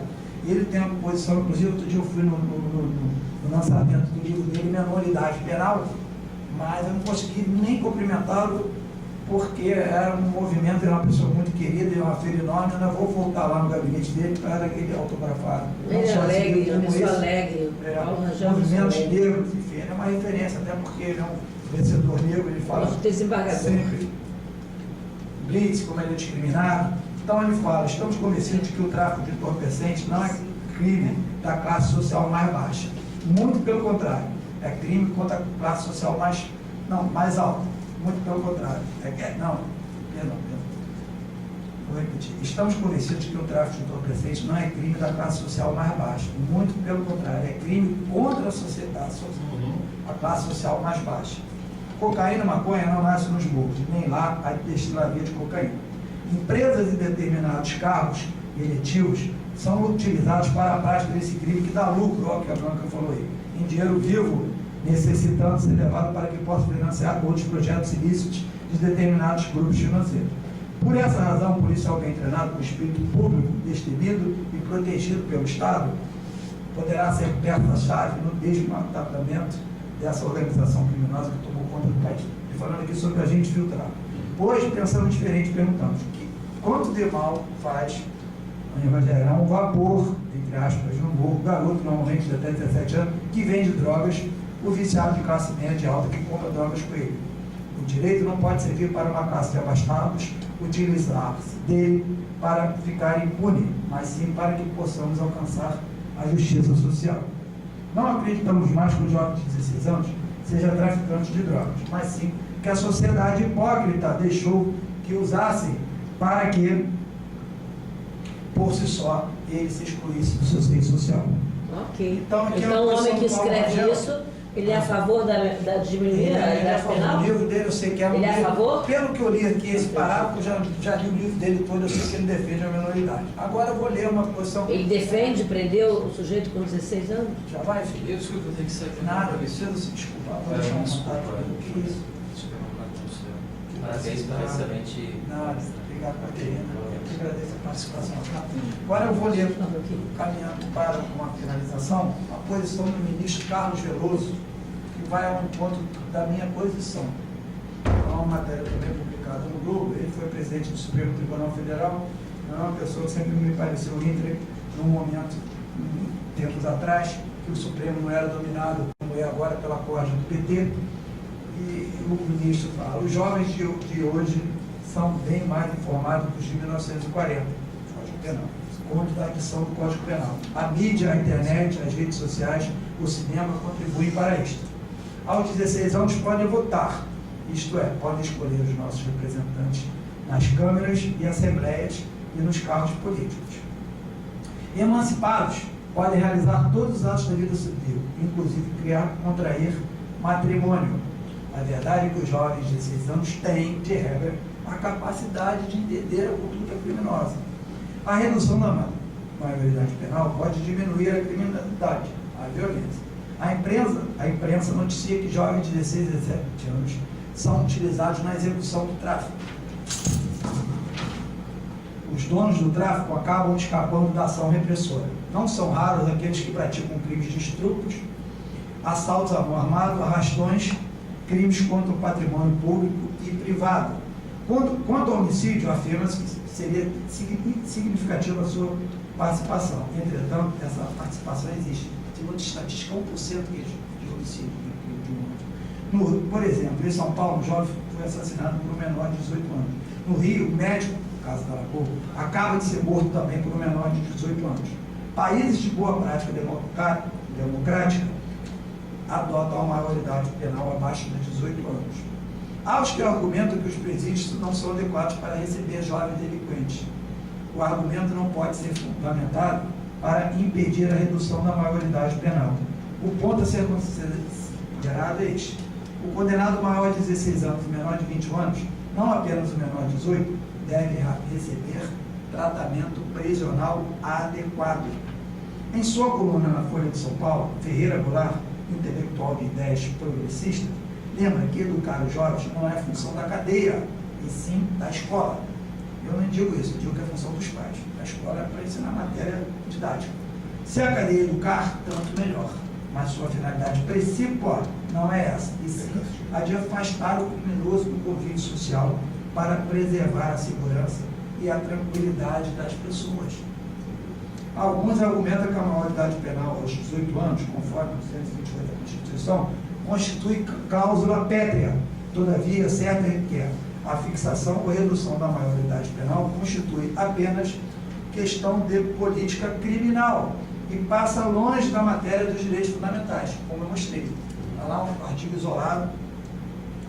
Todavia, certo é que a fixação ou redução da maioridade penal constitui apenas questão de política criminal, vontade, como eles já aprovaram na Câmara, querendo eles façam, e passa longe. As gerações futuras não poderiam, como eu disse no início da palestra, eu falei isso, as gerações futuras não poderiam estar obrigadas a agir sempre na forma de gerações passadas. Não existe essa coisa de cláusula pétrea, é uma fantasia, uma ideologia que tem que mudar, lógico. Tem que dar um valor maior de outras normas, como o tal do colégio Antônio Parveira, mas também não poder mexer nunca mais, isso não existe. Então. As circunstâncias sociais, sociológicas, econômicas, culturais se alteram e o homem é ele e suas circunstâncias. Nessa quadra de século, impedir a redução da maioridade penal só cabe na cabeça daqueles que adoram agir politicamente correto. Melhor, entretanto, é agir corretamente. Essa é uma posição aqui que eu me fio, achei esse artigo, é um artigo maravilhoso, sintético, a cabeça realmente pensando. Deixa eu perguntar de novo. O ministro Carlos Veloso. O Paulo Rangel é a favor da diminuição? Ele é a favor, Escreveu agora um livro. Não, ele é contra. Ele é a favor da manutenção. Ele escreveu até agora um livro. Ele é contra. Já fiquei espantado. A posição dele, ele fala que o tráfico era vítima. Gente, poderia continuar conversando com os senhores, teve esse prazer aí até. Tem que marcar uma palestra. Obrigado. Agradeço profundamente a presença, a prestígio da Rogéria me dar essa oportunidade aí. Não só vai estar gravado através de um CD, mas na minha mente, no meu coração, para sempre uma alegria, um prazer. Muito obrigado. Até a próxima. Na sala de palmas.